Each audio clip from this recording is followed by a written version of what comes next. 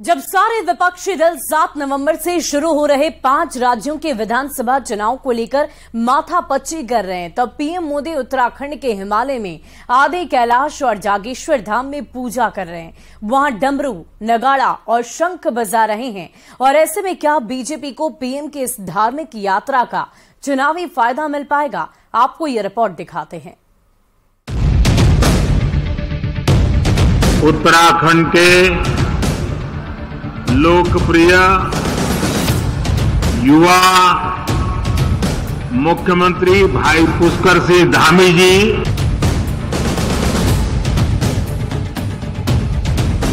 लोकसभा चुनाव के ऐलान में भले ही अभी थोड़ा वक्त हो, लेकिन बीजेपी ने उत्तराखंड में सीमांत जिले पिथौरागढ़ से चुनावी आगाज कर डाला है। सर्दियों के आगाज के साथ ही पिथौरागढ़ के स्पोर्ट्स स्टेडियम में हुई पीएम नरेंद्र मोदी की जनसभा ने राज्य का चुनावी माहौल गरमा दिया है। पीएम मोदी ने इस सोर घाटी से एक दो नहीं बल्कि 23 बड़ी परियोजनाओं का शिलान्यास किया और लोकार्पण कर डाला, जिसमें स्वास्थ्य, शिक्षा, इंफ्रास्ट्रक्चर, एनर्जी, पेयजल, खेल, कृषि, उद्यान और आपदा प्रबंधन से जुड़ी योजनाएं शामिल हैं।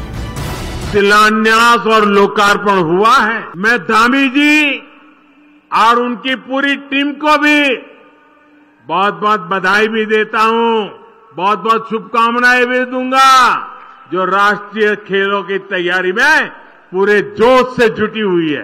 बहुत बहुत बधाई आपको और आपकी पूरी टीम को बधाई। 2014 के बाद केदारखंड में आज विकास की गंगा बही है।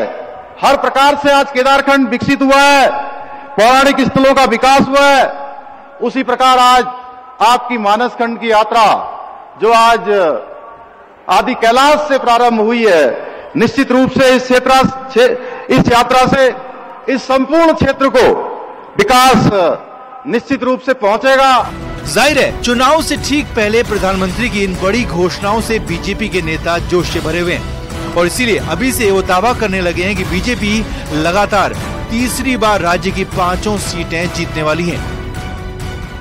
और यहाँ की जनता के लिए उन्होंने मानस खंड और जितनी परंपरा की अपनी योजनाएं हैं उनका भी आगाज किया है। इस देवभूमि के सभी कार्यकर्ता, इस देवभूमि की सारी जनता उनका बहुत आभार व्यक्त करती है। तो मैं आपको ये बताऊं कि जिस तरह का जनता में उत्साह था, सुबह 9 बजे से लेकर के 3 बजे तक 7 किलोमीटर के अंदर लाखों की संख्या में लोग उमड़ पड़े, उससे ये बहुत स्पष्ट तौर पर दिख रहा है कि मोदी जी के सामने कोई भी नहीं है।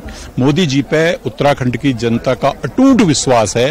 देखो, 5 सीटें तो हम जीतेंगे ही जीतेंगे, लेकिन हम 5 सीटें इस बार 50+1 से जीतना चाहते हैं। पीएम की इन घोषणाओं से पिथौरागढ़ की जनता भी गदगद है। उन्हें उम्मीद है कि अगर पीएम मोदी द्वारा घोषित कार्य धरातल पर उतरते हैं तो तस्वीर बदलना तय है।